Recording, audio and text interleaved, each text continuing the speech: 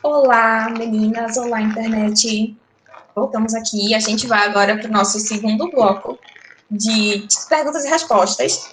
As profissões que a gente vai entrevistar agora são as meninas de cinema, informática em saúde, sistema de informação e direito. Meninas, por favor, se apresentem, liguem suas câmeras, ok?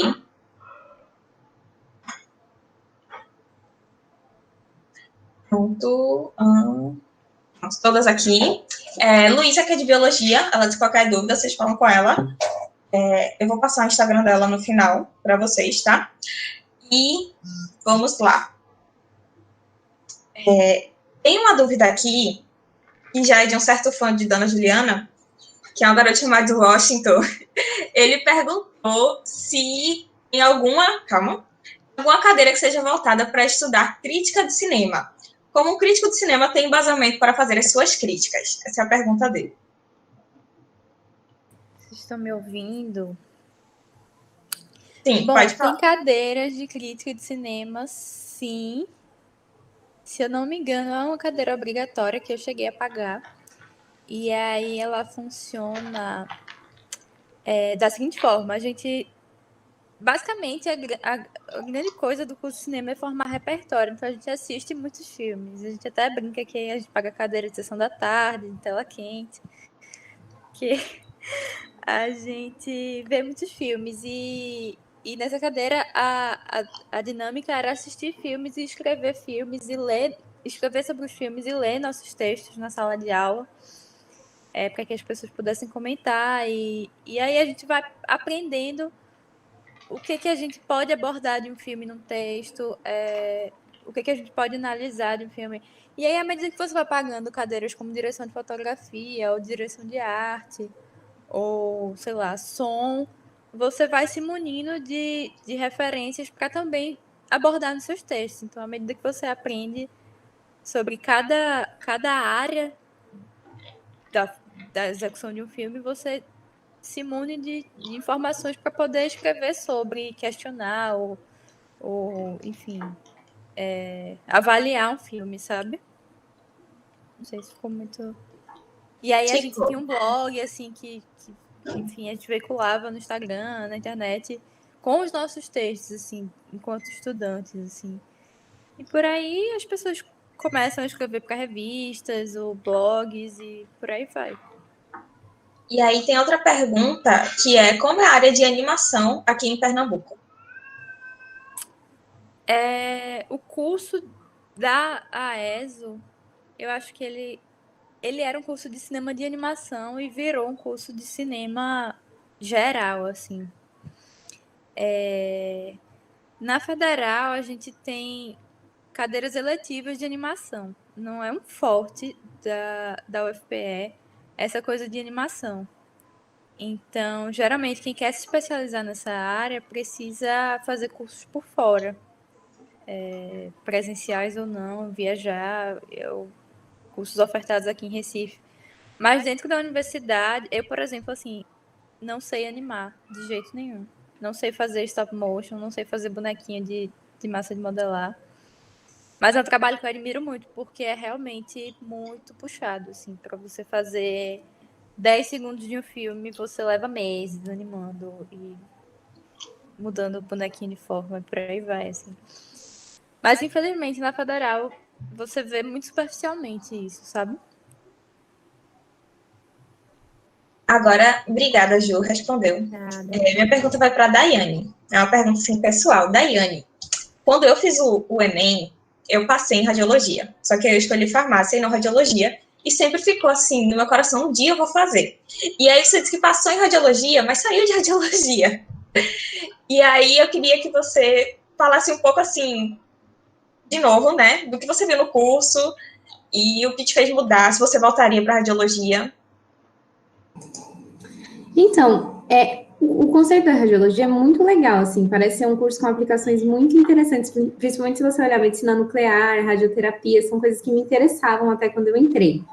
Mas eu acho que é um mercado muito desestruturado. Primeiro, os técnicos e os tecnólogos meio que competem pelas mesmas vagas, então um tecnólogo acaba sendo deixado para trás porque ele não assim, o salário dele tem que ser maior do que o de um técnico, né? Então, se você tiver que escolher entre um técnico e um tecnólogo, provavelmente você vai deixar o tecnólogo meio de lado. E, além disso, ele disputa com biomédico também, que também pode ter certificação para fazer processos de radiologia. Então, radioterapia, medicina nuclear são áreas muito ocupadas por biomédicos também. Então, juntou essas duas coisas, uma incerteza sobre o mercado mesmo, porque eu acho que, especificamente aqui no Brasil, é meio complicado você ir para, assim, fugir muito do ambiente hospitalar e pesquisa, né? Então, isso foi o principal motivo, assim, mas também porque eu fiquei muito apaixonada por informática. Quando eu vi as coisas que eu poderia exercer, as funções que eu poderia exercer na informática, eu acabei achando melhor, assim, sair para informática. Mas os meus amigos que fizeram radiologia, eles foram, a maioria deles foram para grandes empresas, então, as empresas que produzem, por exemplo, equipamentos de ressonância, de tomografia, são empresas que precisam de pessoas especializadas que entendam o funcionamento desses equipamentos para vender, né, para fazer a divulgação dos produtos. Então, eu tenho amigos nessa área, assim, que acho que são os amigos que estão melhor posicionados dentro de radiologia.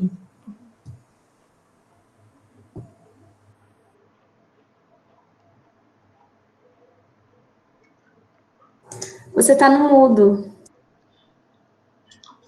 É que seu microfone tinha desligado aqui.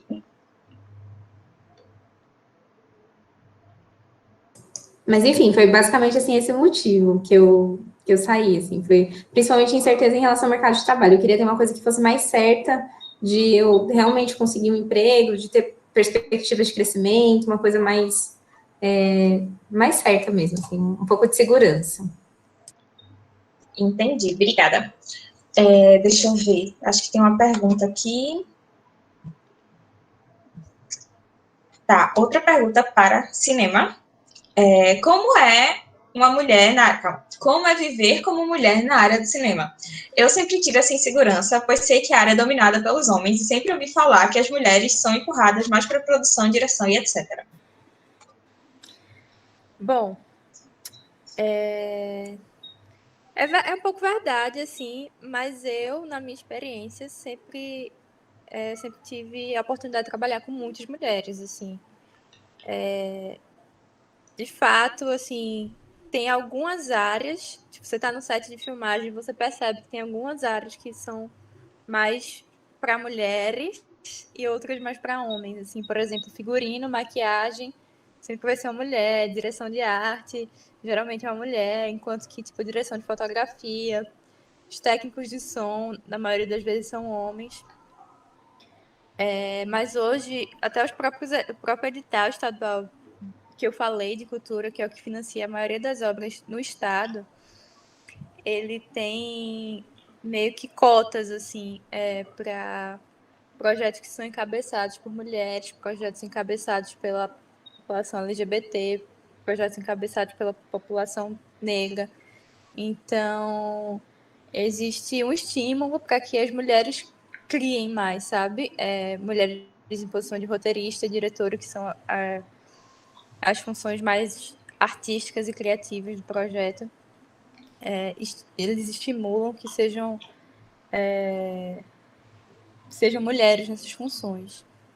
Mas, em termos de número de profissional num set, é uma coisa bem dividida. Apesar de ter essas funções que são mais para mulheres e mais para homens, não é como se eu chegasse num set e tivesse rodeada de homens o tempo todo, sabe? Então, eu acho que é isso, assim. E cada vez mais as pessoas têm essa preocupação em ter roteiros... como é que eu posso dizer?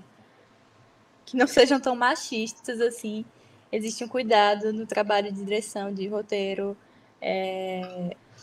uma sensibilidade maior por parte, enfim, de homens e de mulheres para que evitem certos estereótipos que a gente sempre vê nos filmes, sabe? De personagens mulheres que são,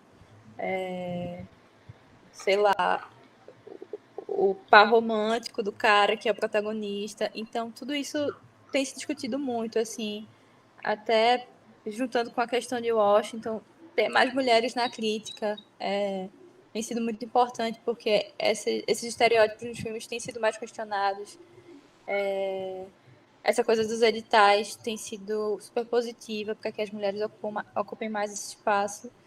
Então, nos últimos tempos tem sido mais confortável, assim, ser mulher dentro do cinema. Acho que é isso. Deixa eu ver aqui. Eu tenho uma pergunta para a Gabriela. E tinha uma coisa que me marcou muito na sua fala, que você falou de empatia. E aí você veio uma advogada falando de empatia. É uma coisa assim, para mim foi um choque, sabe?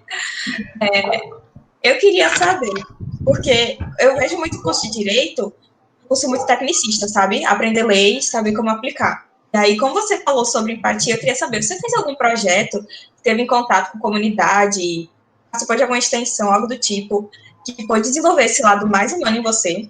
Porque até como profissional de saúde, eu sei que não é fácil desenvolver o lado, você, tipo, não desenvolve do dia para a noite, é algo que leva um tempo. Sim, eu acho que é muito importante a gente falar sobre isso, porque é realmente um curso muito classicista, em que você tem que ser bonito o tempo todo, e arrumado o tempo todo, e também certo o tempo todo. Tipo assim, você tem que ser o dono da razão, um palestrinha que sabe de tudo. E, assim, quando a gente entra na faculdade, pelo menos eu entrei muito nova, entrei com 18 anos, né? Acabei de sair da escola e entrei na faculdade. Eu ainda tinha um pensamento um pouco quadrado, mas junto, assim, meu pai é advogado e minha mãe é assistente social. Então, conforme eu fui aprendendo algumas coisas, conforme eu fui estudando, eu sempre conversei com meus pais. E a minha mãe, pegar 2 comunistas para criar filho, aí deu isso aqui, né? Mas, assim, o direito, ele é muito bonito. De verdade, quando você olha, tem lei para tudo, tem teoria para tudo, e dava para a gente viver num mundo perfeito, ótimo, maravilhoso. Só que a falta de empatia mesmo, e de conhecimento social é muito, muito forte, porque você pega, às vezes, alguém para julgar, que é feito por concurso público, né? E aí a pessoa não tem vivência de mundo, ela tem 3 anos de prática e só. Fez 3 anos, assinou lá como advogado, ou fez alguma coisa, e de repente ela se põe no papel de julgador. Então, eu acho que isso é muito grave se você não tem um olhar que seja humano. Se você simplesmente for seguir o que está escrito, para que fazer o curso, entendeu? Tá desligado. Desculpa. Uma pergunta aqui, que é se para ser juiz precisa fazer a prova da OAB. Não. Para ser juiz, você tem que ter 3 anos de prática dentro do direito, né? Então, por exemplo, se você for concursado, trabalha no TJ, trabalha 3 anos lá, aquilo já contou como prática, entendeu? Mas a advocacia geralmente é o caminho que as pessoas escolhem, porque você não tem que... É o mais fácil, né? Assim, você fazer o AB e conseguir algumas petições para assinar, porque são só 5. Então, se você fizer 15 ações, 5 cada ano, você pode fazer a prova da magistratura.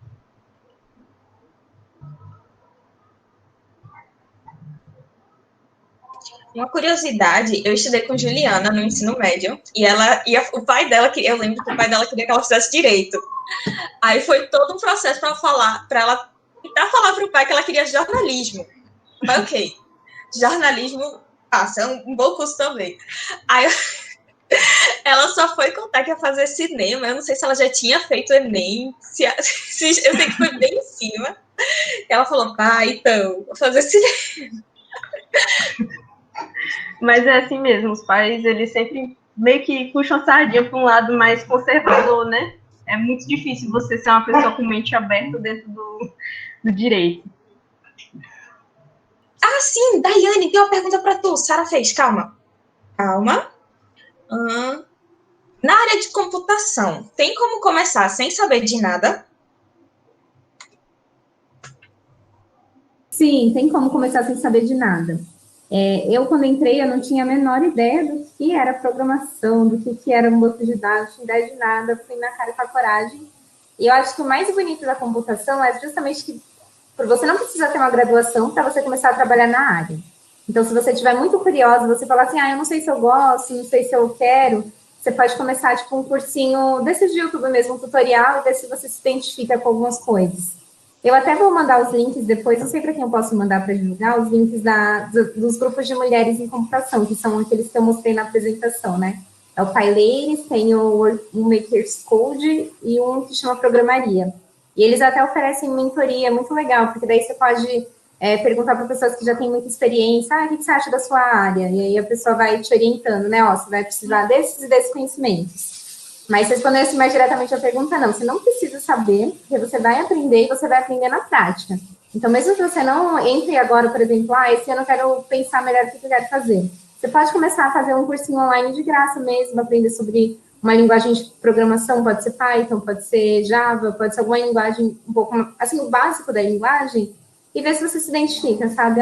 Eu gostei, eu gosto de lógica, então eu acho que eu vou me dar bem com computação. Daí você vai, faz uns testes e vê se você se identifica. Mas não precisa, e nem precisa para trabalhar. Isso que eu acho mais legal. Assim, você pode muito bem ir aprendendo sozinha, entrar no mercado de trabalho, aprender mais e depois começar a graduação, que é geralmente o caminho, né, do pessoal da computação. Bem legal isso. Eu fiz até uns cursos de programação durante a quarentena, quando eu não tinha nada para fazer. E assim, você começa aprendendo a fazer com que o programa escreva uma frase. Depois, uns amigos meus brincaram que Hello World é a primeira frase que você aprende a programar. Que você pede que o programa lhe escreva essa frase, e aí o programa vai e escreve. Aí, eventualmente, você vai escrever. Códigos são simplesmente funções. Sabe quando a gente estuda, por exemplo, x é igual a 2y mais 1? Isso é um código para a linguagem de programação. E aí eu aprendi, assim, básico do básico de Python. Dá para arranhar. Não, mas é super legal, né? Que quando a gente começa a imprimir nossa primeira frase, fazer nossa primeira função, a gente já se acha a programadora, né? E aí a gente vai se desafiando, pegando uns exercícios mais difíceis, colocando mais variáveis. Eu acho muito fantástico, assim, porque é uma coisa bem intuitiva, é como aprender matemática mesmo, né? Teve uma professora de matemática que falou hoje, e aí ela disse que precisa de matemática para tudo, né? Tudo a gente usa matemática. E eu vejo que no futuro todo mundo vai precisar de algum grau de computação para tudo também, assim. Então, é uma área legal, mesmo que você não queira seguir, mesmo assim, que seja só para o seu conhecimento, curiosidade, é legal de aprender. Vocês têm mais alguma pergunta, meninas? Essa é a hora. A Tayane está falando aqui que recomenda Python como linguagem de entrada na programação. Assim, o curso que eu fiz foi de Python, para entender. Chegou um nível que não dava mais para entender, eu teria que estudar mais a sério, não só brincando como eu estava, eu parei. Eu recomendo o Python também, porque ele não tem, assim, você não precisa de muitos detalhes, né, para começar na linguagem. Se você vai para uma linguagem mais clássica, que você, Java, você tem que olhar os pontos e vírgulas, você não pode deixar nada faltando. E no Python já é um pouquinho mais liberado, assim, você não precisa ficar tão atento a detalhes. Você vai aprender mais a lógica mesmo, né, o conteúdo.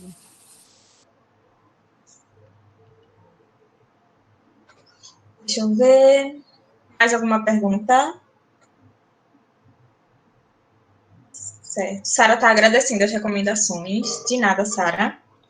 Se vocês não tiverem mais nenhuma pergunta, meninas, a gente vai encerrando por aqui. A gente agradece pela paciência das meninas, por terem esperado e também por terem se voluntariado aí, por de espontânea vontade, para palestrar. Tá legal. São áreas muito, assim, legais e interessantes. Fogem um pouco do público do programa, que é garotas nas áreas de ciências STEM. Mas, assim, se tinha curiosidade, a gente foi atrás e é bem válido apresentar o curso de vocês também. E o machismo é algo que está, assim, quase todas as profissões, não tem muito como fugir. Então, a gente agradece a participação de vocês.